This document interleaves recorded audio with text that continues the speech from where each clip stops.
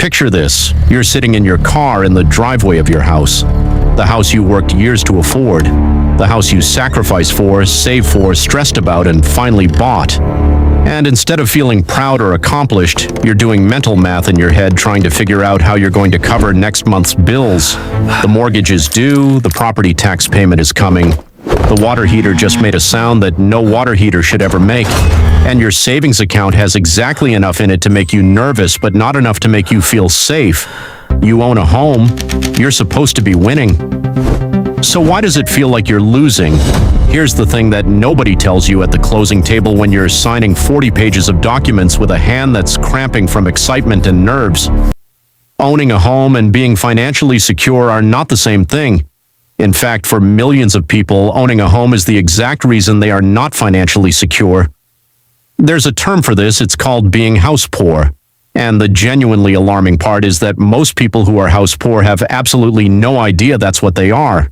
They think they made a smart financial decision. They think they're building wealth. They think they're doing what responsible adults are supposed to do. And every month, quietly, their house is proving them wrong. My name is Sachi, and I've spent way too much time doing math that most people actively avoid. If you've ever wondered why owning a home feels more stressful than liberating, or whether your house is actually building your wealth or quietly draining it, hit that subscribe button and give this video a thumbs up if it ends up changing how you think about the biggest purchase of your life. Now, before we get into the numbers, let me ask you something. When you think about buying a house, what comes to mind? Stability? Investment? Building equity? Something to pass on to your kids? The American dream? These are the words and phrases that have been attached to homeownership for generations, and they're not entirely wrong, but they're not the whole story either. And the parts of the story that get left out are the parts that turn a dream into a financial trap that can take decades to escape. Nobody sits at a dinner party and talks about how their house is quietly eating their retirement savings. Nobody posts about their PMI payment on social media. The narrative around homeownership is almost entirely positive, which means the people walking into it are almost entirely unprepared for the reality of what it actually costs. Let's start with the most basic definition. What does it actually mean to be house poor? It means you own a home, but the costs associated with owning that home consume such a large percentage of your income that you have little to nothing left over for savings, investments, emergencies, or a life outside of that house. You have an asset on paper. But in reality, that asset is holding your entire financial life hostage. You can't travel because the mortgage payment wipes out your discretionary spending. You can't invest because there's nothing left after the bills. You can't take a career risk or start a business because you need every paycheck to keep the house. The house owns you. You don't own the house. Financial experts generally agree that your total housing costs, mortgage, insurance, property taxes, and basic maintenance should not exceed 28 to 30% of your gross monthly income. That's the guideline. That's the number that's supposed to keep you from becoming house poor. And here's what's actually happening out there. The average American homeowner is spending significantly more than that. In many major cities, housing costs routinely consume 40, 50, even 60% of take-home pay, and people are signing these mortgages every single day, convinced they can make it work, convinced that the temporary discomfort of being stretched thin is just part of the homeownership journey, and that things will ease up eventually. For most people, they never do. But here's where the real trap is. And this is the part that will probably make you rethink everything you thought you knew about homeownership. The mortgage payment is not the expensive part of owning a home, it's just the most visible part. The part that shows up on your bank statement every month and reminds you that you're a homeowner. The real cost of owning a home is buried in a dozen different places that nobody adds up before they sign. And when you finally do add them all up, the number is almost always shocking. It's not just bigger than people expect. It's often double what people expect, and that gap between what people think they're paying and what they're actually paying is exactly where house poverty is born. Let's run the actual math on a real scenario. You buy a $350,000 home, you put down 10%, so your loan amount is $315,000. At a 7% interest rate on a 30-year mortgage, your principal and interest payment is approximately $2,096 per month. That feels manageable. Uncomfortable maybe, but manageable. Most people stop the math right there. They compare the mortgage payment to their rent, decide it's not that much more, and sign. But that's just the beginning. Add property taxes.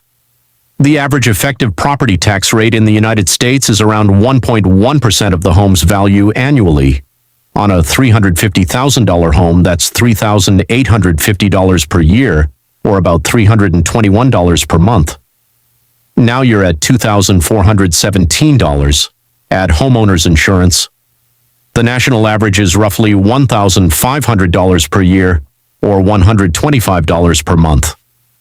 Now you're at $2,542.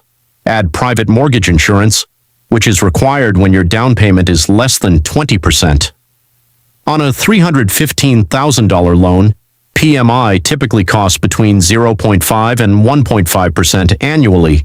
At 1%, that's $3,150 per year, or $263 per month.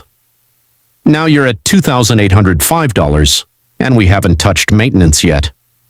The standard rule of thumb is to budget 1 to 2% of your home's value per year for maintenance and repairs. On a $350,000 home, that's $3,500 to $7,000 per year. Split the difference and call it $4,500 annually, or $375 per month. Now you're at $3,180 per month. That's before utilities, which for a house typically run $200 to $400 per month higher than they would in an apartment. Let's use $300 as a conservative figure. Now you're at $3,480 per month.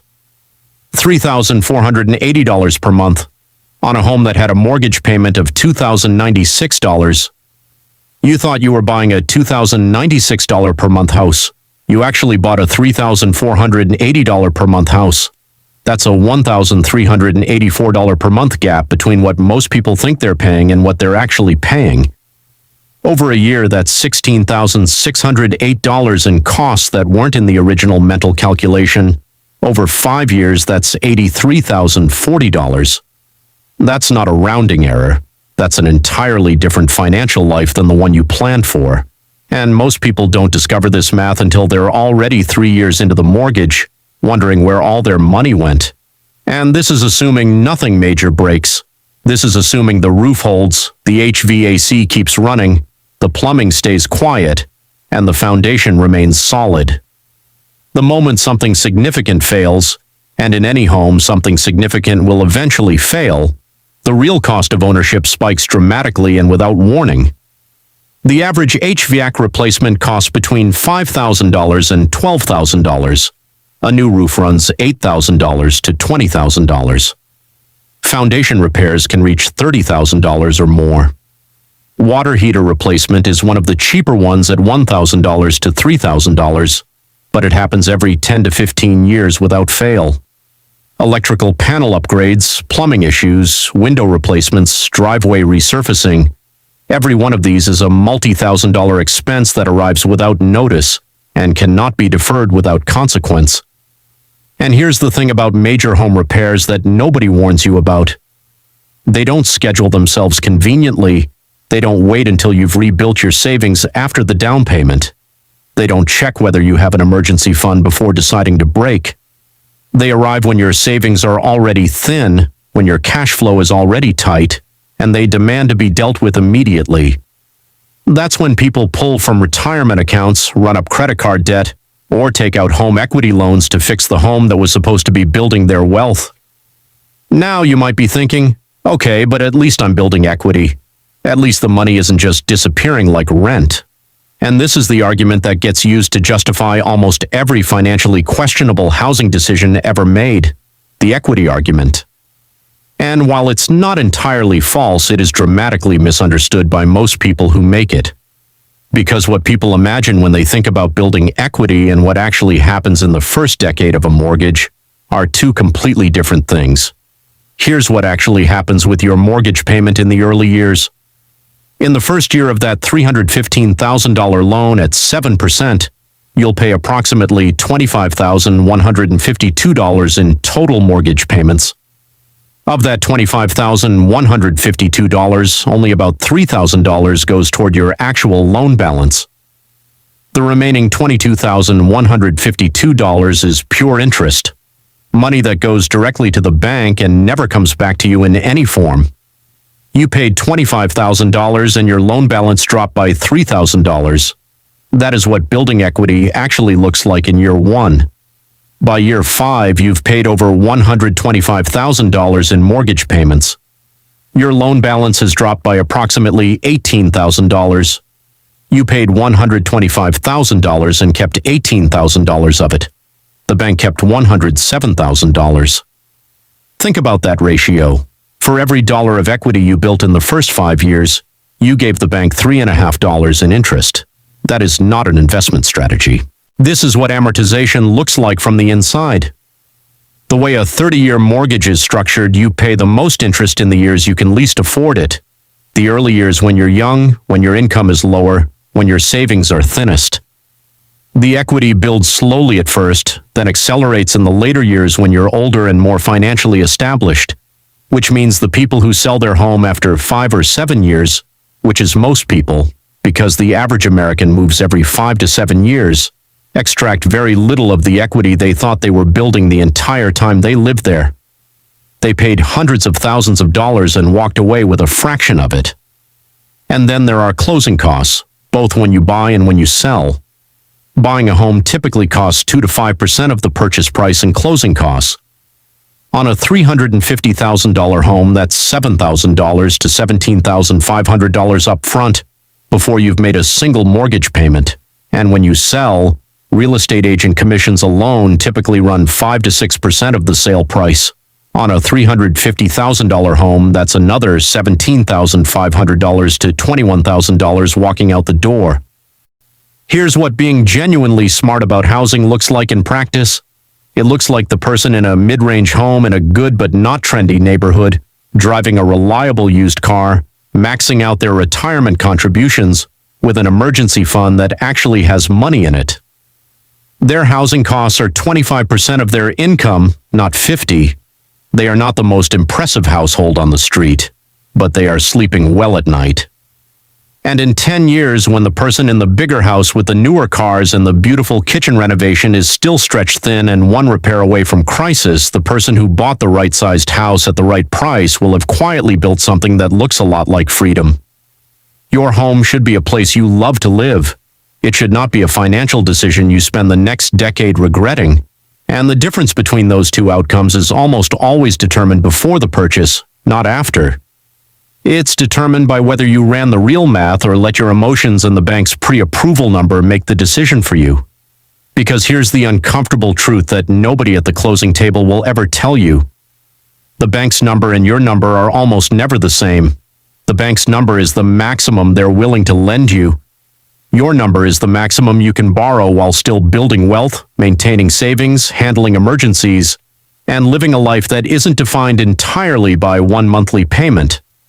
The gap between those two numbers is real, it's measurable, and it is exactly where house poverty lives, quietly, invisibly, while you sit in the driveway of your home wondering why owning something that's supposed to feel like success feels so much like being trapped. Run your number first, find the house second.